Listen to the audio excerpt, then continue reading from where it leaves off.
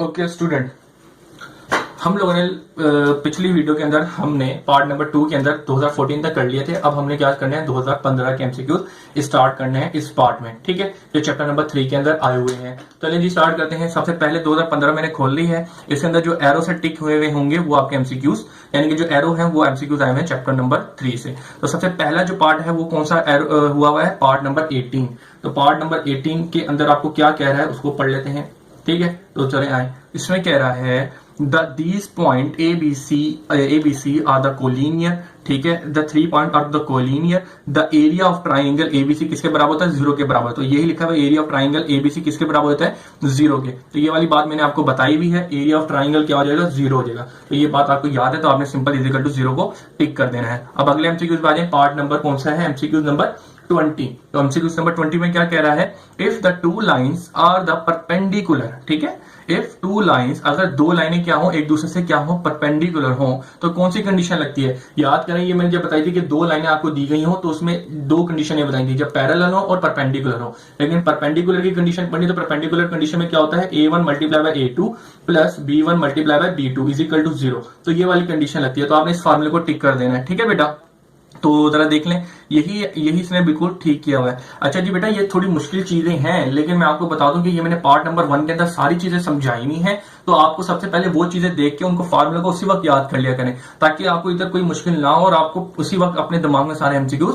पक्के हो जाए। तो जरा देखें, 2011 यहाँ पे 15 के एमसीक्यू सारे कंप्लीट होते हैं। 2015 के बाद आता है 2016। तो 2016 के एमसीक्यू स्टार्ट करते हैं। तो सबसे पहले 2016 की हेडिंग डाल लेते हैं। तो 2016 के सबसे पहले एमसीक्यूज पढ़ते हैं आगे।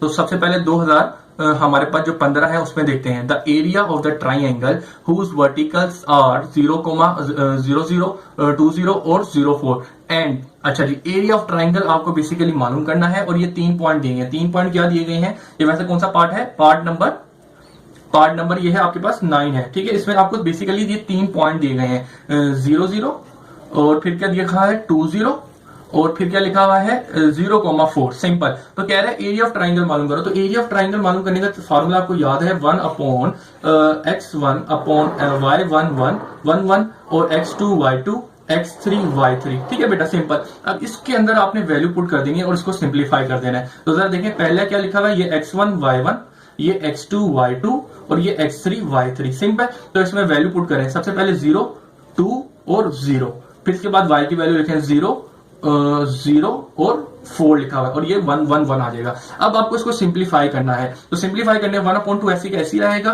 ठीक है बेटा, अब आपको पता है रो और कॉलम से इसको खोलेंगे। तो सबसे पहले पता है ये और ये जाएगा, तो ये चीज लिखी हुई आएगी। तो आपको पता है शुरू में 0 है, तो ये कंप्लीट मल्टीप्लाई होगा 0 ही आएगा। फिर इसके बाद में माइनस आएगा। अब हम इस रो से खोलेंगे, तो ये वाली रो और ये वाला पूरा कॉलम चले जाएगा। तो हम क्या करेंगे, अब इनको मल्टीप्लाई करेंगे। लेकिन आपको पता है शुरू का नंबर क्या है, 0 है, तो ये उस डिटरमिनेंट से मल्टीप्लाई होगा तो आपका 0 ही आएगा। इसके बाद क्या लिखा है 1। अब हम इससे खोलेंगे, तो ये गया और ये गया। तो जरा इसको खोल देख लें, क्या आएगा 2404। ठीक है बेटा, ये वाली बात पता है कि ये गया और ये कॉलम गई, ये रो गई, तो आपके पास 20 और 04 बचेगा। तो 2040 बची आपके पास। सिंपल। तो आप इसको सिंप्लीफाई कर लें, तो क्या आएगा 1/2। अब 0 ये खत्म हो जाएगा। ठीक है बेटा, यहाँ पे सिंपल 1 बच जाएगा। अब आपको यहाँ पे मल्टीप्लीकेशन का तरीका था, इसको 2 2 4 हो जाएगा। ठीक है, 4 2 8 हो जाएगा, और ये 0 0 0 हो जाएगा, और बीच में क्या आएगा, माइनस आएगा। ठीक है बेटा, सिंपल सी बात है। तो अब क्या करेंगे हम, 0 में से 8 में से 0 माइनस किया, 8 ही आया, और 8 को मैंने 1 से मल्टीप्लाई किया तो मेरे पास 8 ही आएगा। तो सिंपल यहाँ पे 2 डिवाइड हो रहा है, 2 1 और 2 से 8 मैंने काटा, तो मेरे पास सिंपल 4 आ गया। तो आपका जो एरिया ऑफ ट्राइंगल बनेगा वो बनेगा, एरिया जो बनेगा वो क्या बनेगा, 4। तो आपने सिंपल 4 को आंसर को टिक कर देना है। तो जरा देखिए, इसने 4 स्क्वायर यूनिट पे ही टिक किया हुआ, यानी कि ये 4 ही आपका आंसर होगा, सही है। ठीक है बेटा, यहाँ पे उम्मीद है ये चीज एरिया ऑफ ट्राइंगल लेना आपको आ गया होगा। अब आगे चलते हैं। अब आपको जो दिया हुआ है वो दिया हुआ है पार्ट 2016 का अगला पार्ट जो है वो क्या दिया हुआ है, 10। ठीक है, पार्ट नंबर 10। ओके स्टूडेंट, अब हम लोगों ने क्या करना है, 2010 का पार्ट नंबर 10 यानी कि एमसीक्यू नंबर 10 करना है। जरा पहले एमसीक्यूज को पढ़ लेते हैं।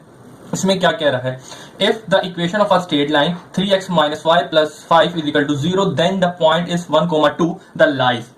बेसिकली इसमें एक लाइन की इक्वेशन दे दी गई है, और एक पॉइंट दे दिया गया। तो कह रहा है कि ये जो पॉइंट है बताओ ये अबव द लाइन है, बिलो द लाइन है, पॉइंट लाइन के नीचे है, या ऑन द लाइन है, या क्या है, दोनों साइड ऊपर भी है नीचे भी है। तो बेटा ये जो चीज है इसको समझाता हूं मैंने आपको, इस तरीके को किस तरीके से करना है। बेसिकली आपको एक लाइन की इक्वेशन दे दी जाएगी, जिस तरह यहाँ पे हमें दी हुई है 3x minus y plus 5 is equal to 0, ठीक है, और एक पॉइंट दे दिया जाएगा, ठीक है बेटा। अब एक पॉइंट क्या दिया हुआ है आपको, पॉइंट दिया हुआ है 1,2, ठीक है बेटा। अब ये जो 1,2 है, ये जो बेसिकली है ये x और y की वैल्यू है, ठीक है। आपने क्या करना है, ये x और y की वैल्यू इक्वेशन के अंदर पुट करनी है, ठीक है बेटा। सबसे पहले इसके अंदर पुट करेंगे ये पॉइंट, तो हमें पता चलेगा। फिर हमने क्या करना है, ये चीज चेक करनी है जो मैं आपको बता देता हूं। क्या करेंगे, सबसे पहले आपको अगर कभी भी कह दिया जाए कि एक लाइन की इक्वेशन है और कोई पॉइंट दे दिया जाए, कहेंगे ये पॉइंट बताएं कि इस लाइन के ऊपर है, नीचे है, या ऑन द लाइन है, तो आपको ये चेक करने के लिए बेसिकली क्या करना है, तो जो पॉइंट होता है x और y की जो वैल्यू देता है, इसको इक्वेशन के अंदर पुट करेंगे और फिर देखेंगे, क्या देखेंगे जरा देखिएगा। अगर आपने x और y की वैल्यू इक्वेशन के अंदर डाली,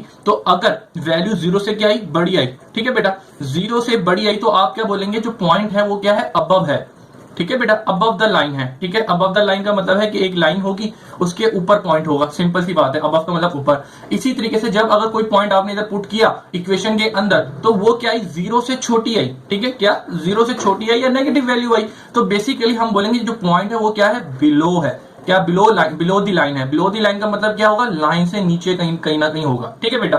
और ये दो कंडीशन क्या होगी कि जब आपने x की वैल्यू पुट करी, कभी x से बड़ी वैल्यू आई तो हम क्या बोलेंगे, अबव द लाइन। कभी जब पॉइंट पुट किया तो हम अगर नेगेटिव वैल्यू आई या छोटी 0 से छोटी वैल्यू आई, तो हम क्या बोलेंगे कि ये बिलो द लाइन है। फिर एक और कंडीशन बन सकती है, वो क्या बन सकती है कि हमें x जो पॉइंट दिया हो वो हम इक्वेशन के अंदर पुट करें तो वो 0 के बराबर आ जाए, दोनों साइडें 0-0 हो जाए। तो बेटा इस कंडीशन में हम बोलेंगे क्या है, पॉइंट लाई ऑन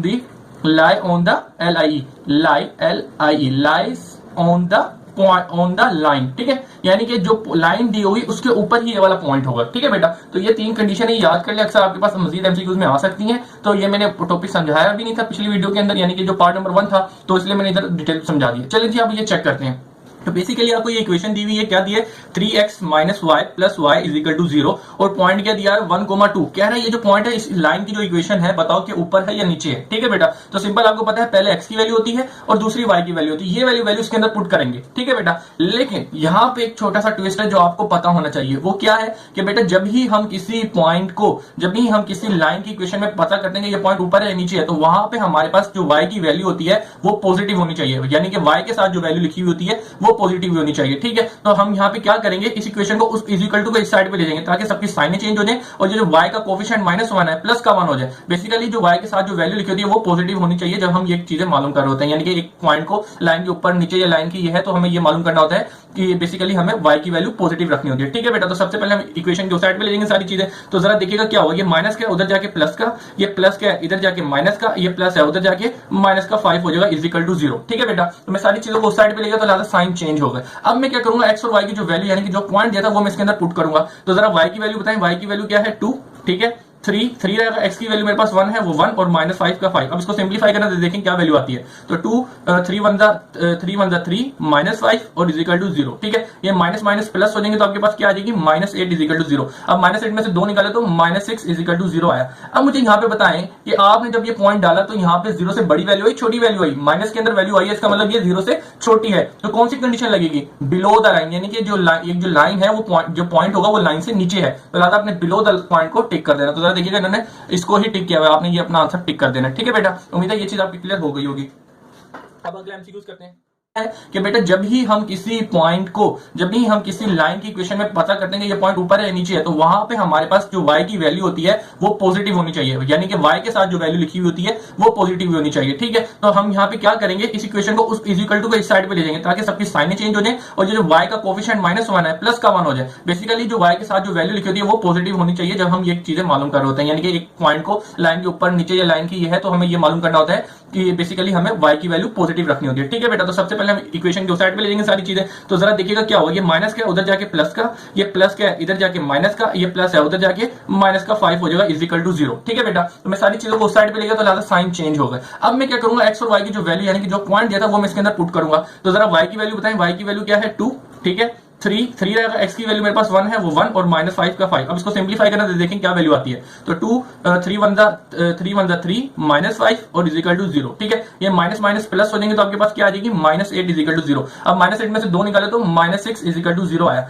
अब मुझे यहाँ पे बताएं कि आपने जब ये पॉइंट डाला तो यहाँ पे 0 से बड़ी वैल्यू आई, छोटी वैल्यू आई, माइनस के अंदर वैल्यू आई है, इसका मतलब ये 0 से छोटी है। तो कौन सी कंडीशन लगेगी? बिलो द लाइन, यानी कि जो लाइन है वो जो पॉइंट होगा वो लाइन से नीचे है, तो लिहाजा आपने बिलो द पॉइंट को टिक कर देना। तो जरा देखिएगा इन्होंने इसको ही टिक किया हुआ है, आपने ये अपना आंसर टिक कर देना। ठीक है बेटा, उम्मीद है ये चीज आपकी क्लियर हो गई होगी। अब अगला एमसीक्यूज करते हैं। चलें जी बेटा, अब आगे चलते हैं। अब आगे क्या कह रहा है? Two straight line represented by the ax square plus 2xy plus by square is equal to 0 will be coincident। अच्छा जी बेटा, ये है हमारा सबसे पहले पार्ट नंबर 11। अब पार्ट नंबर 11 में आपको कह रहा है ax square plus 2hxy plus by square, ये क्या है? ये बेसिकली कॉम्बिनेशन फॉर्म है टू इक्वेशंस की। तो इसमें आपको पता है कि जब दो इक्वेशन क्या हो, कोइंसिडेंट कर रही हो, तो वहां पे कौन सी कंडीशन लग रही होती है? h square minus ab is equal to 0। तो यहाँ पे जो वैल्यू होंगी वो इधर पुट करेंगे, इज इक्वल टू 0 आएंगी, तो आप बोलेंगे भाई ये जो लाइन है कोइंसिडेंट करेंगे। कोइंसिडेंट का मतलब हो रहा है कि दो लाइनें L1 और L2 एक दूसरे से एक पॉइंट पर मिल रही है। तो बेसिकली आपका जो फॉर्मूला बनेगा h स्क्वायर माइनस ab यही होगा जो इसने बिल्कुल ठीक टिक किया हुआ है। ठीक है बेटा, तो यहाँ पे ये बात भी क्लियर होती है। अब जरा देखें और कोई एमसीक्यूज है, और कोई एमसीक्यूज नहीं आया हुआ 2016 से। तो 2016 के बाद क्या आता है? 2017 के जो एमसीक्यूज है आए वो करते हैं स्टार्ट। ठीक है बेटा, तो उसके लिए नया पेज ले लेते हैं। नया पेज के बाद 2017 की फिर हेडिंग भी डाल लेते हैं। तो 2017 के बाद जो है क्या करेंगे, उसके एमसीक्यूज भी देखेंगे। सबसे पहला पार्ट जो है वो पार्ट नंबर 4।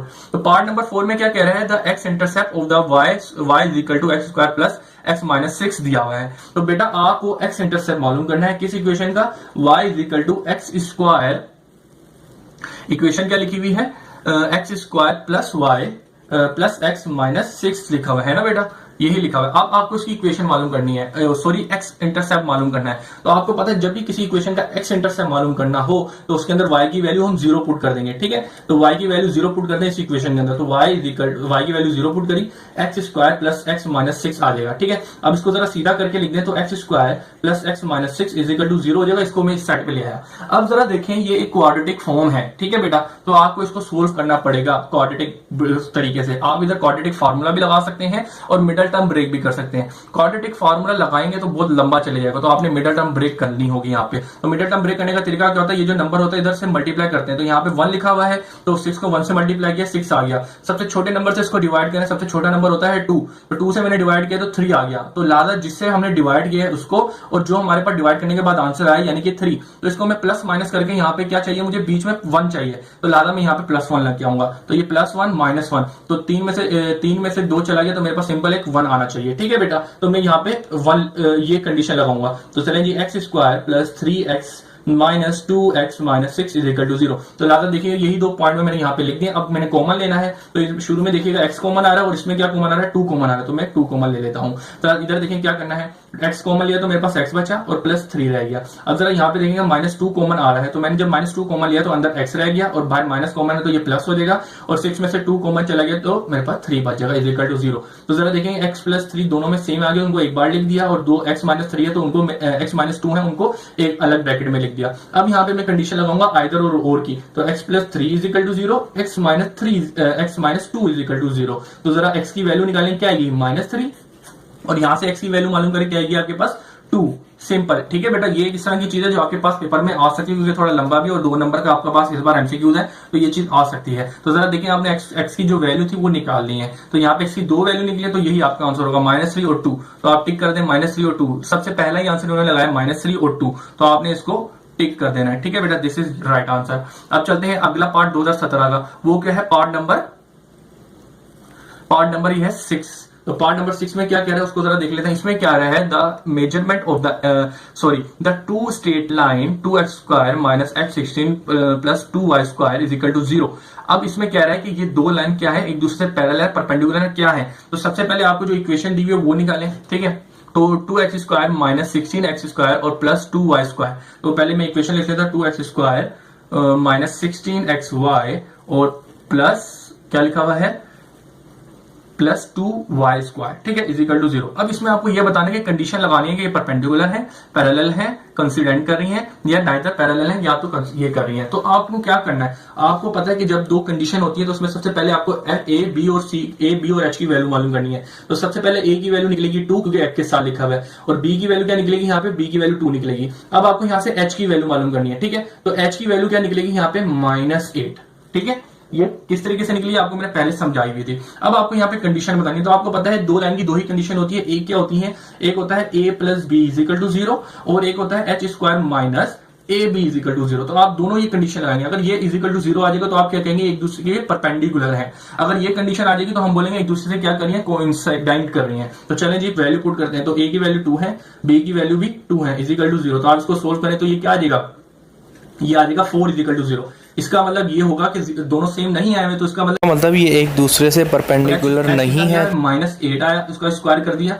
और ए बी कितना दिया हुआ है आपको 2 और 2 इज इक्वल टू 0। तो जरा देखें 8 का स्क्वायर किया 64 आया, 2 2 4 हो जाएगा इज इक्वल टू 60 में से 4 गया तो आपके पास 60 आ जाएगा। यहाँ पे भी देखेंगे तो दोनों इज इक्वल टू 0 नहीं आए हुए। इसका मतलब ये दोनों लाइन एक दूसरे से कोइंसिडेंट भी नहीं कर रही। तो ना ही इसकी पैरेलल की परपेंडिकुलर की कंडीशन लगी है और ना ही कोइंसिडेंट की कंडीशन लगी है। तो यहाँ पे आपका आंसर क्या होगा, यहाँ पे जो आपका आंसर होगा वो क्या होगा, यहाँ पे जो इसने आंसर लगाया हुआ वो बिल्कुल ठीक लगाया हुआ है, पैरेलल टू द टीएच। क्यों, क्योंकि ना ये एक दूसरे से 90 का एंगल बना रहे हैं, क्योंकि आपने 90 की कंडीशन लगाई परपेंडिकुलर की, और आपने यहाँ पे कोइंसिडेंट की कंडीशन लगाई। तो कोइंसिडेंट का मतलब एक दूसरे से एक पॉइंट पर मिल रहे हो, तो वो भी इज इक्वल टू 0 नहीं आया हुआ। तो इसका मतलब ये दोनों कंडीशन नहीं लग रही, तो इसका मतलब ये एक दूसरे से पैरेलल होंगे। तो सिंपल आपने पैरेलल की कंडीशन लगा दी, पैरेलल को टिक कर दिया, ठीक है बेटा। अब अगला एमसीक्यू देखते हैं। हम कोई भी और अगला एमसीक्यू नहीं आया हुआ एमसीक्यू 2017 के अंदर। तो चलते हैं 2017 के बाद क्या आता है 2018। तो 2018 में जो सबसे पहला एमसीक्यू आया उसको सोल्व करते हैं। आए तो सबसे पहले पेज चेंज करते हैं। पेज चेंज करने के बाद 2018 की हेडिंग डालते हैं और एमसीक्यूज पढ़ते हैं। तो सबसे पहला जो 2018 के अंदर एमसीक्यूज आया है वो कौन सा आया हुआ है, 7, ठीक है। तो 7 में जरा पढ़ते हैं। इफ 2 और more straight line meet at the one point then the lines are set to B.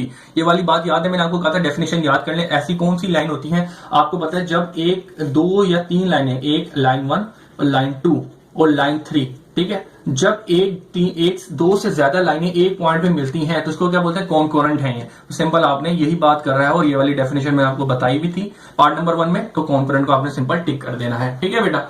चलिए जी आगे चलते हैं। अगला है क्या है, पार्ट नंबर 8। तो पार्ट नंबर 8 में क्या कह रहा है, the sum of the slope of the pair of the lines. एक इक्वेशन दी हुई है और इसकी स्लोप की कंडीशन बतानी है। इस स्लोप को सम कर दोगे कॉम्बिनेशन फॉर्म में तो उसके अंदर कौन सा फार्मूला लगता है। तो बेटा ये वाला फार्मूला मैंने आपको बताया भी नहीं था, इस वाले फार्मूले को याद कर लें। बेसिकली फार्मूला क्या होता है, 2h/b माइनस का। तो ये फार्मूला होता है, ये आप याद कर लें, ठीक है। सिंपल, ना ये किसी एक्सरसाइज में यूज हुआ है ना किसी क्वेश्चन में यूज हुआ है, तो आपको ये सिर्फ याद करना होगा। तो ये याद कर लें, एमसीक्यूज में आ सकता है। चलें जी बेटा, इसके अलावा और कोई भी एमसीक्यूज नहीं आया हुआ चैप्टर नंबर 3 का। अब हम चलेंगे 2019। तो 2018 के बाद 2019 ही आएगा। तो 2019 की सबसे पहले हेडिंग डालेंगे, ठीक है। तो 2019 की हेडिंग डाली। 2019 के बाद क्या आएगा, उस 2019 के सबसे पहले एमसीक्यूज देख लेते हैं। 2019 में सबसे पहले जो एमसीक्यूज है वो आया हुआ है पार्ट नंबर 8, ठीक है बेटा। तो पार्ट नंबर 8 सबसे पहले एमसीक्यूज पढ़ लेते हैं। उसमें क्या कह रहा है, पार्ट नंबर 8 में कह रहा है 2 lines represented a square plus h का वेयर क्या कह रहा है, 2 लाइन्स रिप्रेजेंटेड, ये दे रहा है a square plus 2hxy plus by square. ये बेसिकली कौन सी इक्वेशन है, कॉम्बिनेशन फॉर्म है इक्वेशन की। Where a h and b are the not all 0। अगर ये 0 नहीं होते विल बी ऑर्थोगोनल। तो जब ऑर्थोगोनल का मतलब क्या होता है बेटा, ऑर्थोगोनल का मतलब होता है कि ये एक दूसरे से 90 का एंगल बना रहे हैं। 90 का मतलब क्या होता है, परपेंडिकुलर है। तो लाला जब दो लाइनें एक दूसरे से क्या हो, परपेंडिकुलर हो या 90 का एंगल बना रही हो, तो परपेंडिकुलर का दूसरा नाम क्या होता है, ऑर्थोगोनल। तो ऑर्थोगोनल है, तो ऑर्थोगोनल की कंडीशन कब लगती है, जब a plus b is equal to 0 हो। तो सिंपल आपने ये चीज कर देनी है, इसका आंसर यही होगा। तो आपने a प्लस बी को टिक कर देना है, ठीक है बेटा। तो इसके अलावा और देख लें, कोई भी एरो नहीं लगा हुआ। ये दरअसल गलती हो गई थी, ये चैप्टर नंबर 6 का एंटी डेरिवेटिव, तो ये मैंने आपको करवा दिया है। और इसके अलावा और कोई भी एमसीक्यू देख लें जो आपके चैप्टर नंबर 3 से नहीं आया हुआ, तो लिहाजा वो मैंने नहीं कराया। 2000 जो हमारा 19 उसमें सिर्फ यही एमसीक्यू आया, तो जो मैंने आपको करवा दिया है। अल्लाह हाफिज। मुझे लगता है कि आपको सारी चीजें समझ आ गई होगी। कोई भी कंफ्यूजन हो तो आप मुझे पूछ सकते हैं किसी भी तरीके से।